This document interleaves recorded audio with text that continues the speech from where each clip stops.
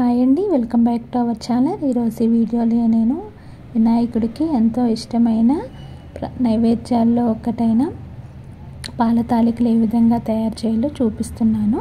ఈ విధంగా చేసుకుంటే పాల తాలికల టేస్ట్ అనేది చాలా బాగుంటుంది. ఈ వీడియో చూస్తున్న వాళ్ళందరూ కూడా తప్పకుండా లైక్ చేయండి, షేర్ చేయండి, సబ్స్క్రైబ్ కూడా చేసుకోండి.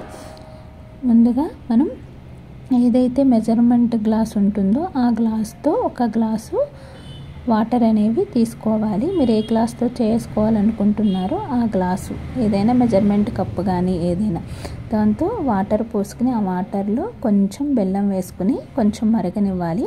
మనం ఏ గ్లాస్తో అయితే వాటర్ తీసుకున్నామో అదే గ్లాస్తో బియ్యం పిండిని కూడా తీసుకుని ఈ విధంగా ఉండలు కట్టకుండా ఆ వాటర్ కొంచెం మరిగిన తర్వాత ఈ విధంగా వేసుకుని తిప్పేసుకుని మనం పొయ్యి అనేది కట్టేసుకుని దాని మీద ఒక ప్లేట్ పెట్టుకుంటే ఆ వేడికి ఆ పిండి అనేది మగ్గుతూ ఉంటుంది. తర్వాత నేనైతే 1/2 లీటర్ పాలు వరకు తీసుకున్నానండి.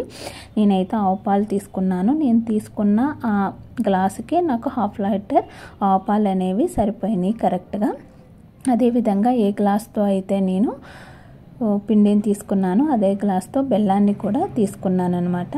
ఆ గ్లాస్లో 1/2 గ్లాస్ వాటర్ పోసి ఈలోపు మనం ఒక పొయ్యి మీద పెట్టుకుంటే ఈ బెల్లం అనేది కరుగుతూ ఉంటుంది. బెల్లం పాకం వేయడం వల్ల మనకు పాల తాలికలు పెరగకుండా వస్తాయి. తర్వాత మనం ఇందాక పిండిని రెడీ చేసుకున్నాం కదా, ఈ పిండిని బాగా ఇట్లా కొంచెం మెదుపుకొని ఈ విధంగా ఉండల్లాగా తయారు చేసుకోవాలి. కొన్ని పొడుగ్గా కొన్ని రౌండ్గా. ఈలోపు ఈ పాకం కూడా మనకి రెడీ అయిపోతుంది. ఇది కొంచెం చల్లారాలండి, వేడి మీద కాకుండా కొంచెం చల్లారిన తర్వాత లాస్ట్లో దీన్ని పోసుకోవాలి.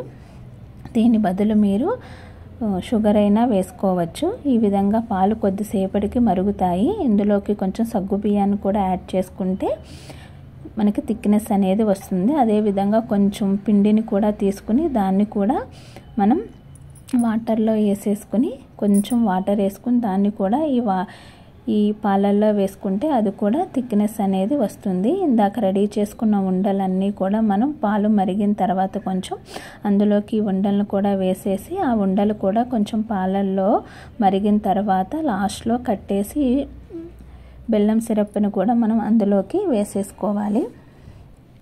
ఇది ఫస్ట్లో ఇలాగా జారుగా ఉన్నట్టు ఉంటుంది, తర్వాత థిక్నెస్ అనేది వచ్చేస్తుందండి. అందుకని బాగా థిక్గా అయ్యేంత వరకు ఉంచుకోవద్దు, జారుగా ఉండేటట్టే చూసుకోండి. తర్వాత థిక్నెస్ అనేది వచ్చేస్తుంది. తర్వాత ఈ విధంగా మనం జీడిపప్పులు, కిస్మిస్లు, డ్రై ఫ్రూట్స్ ఏమైనా ఉంటే ఆ డ్రై ఫ్రూట్స్ అన్నిటినీ కూడా కొంచెం నెయ్యి వేసుకుని ఈ విధంగా గోల్డెన్ బ్రౌన్ వచ్చే వరకు వేయించుకుని అందులోకి వేసేసుకోవడమే. ఈ విధంగా తయారు చేసుకుంటే మీకు పాల తాలికలు విరగకుండా వస్తాయి. ఈ వీడియో కనుక మీకు నచ్చితే తప్పకుండా లైక్ చేయండి, షేర్ చేయండి, సబ్స్క్రైబ్ కూడా చేసుకోండి. ఈ విధంగా కన్సిస్టెన్సీ అనేది ఈ విధంగా ఉండాలండి. తర్వాత ఇది థిక్గా అయిపోతుంది.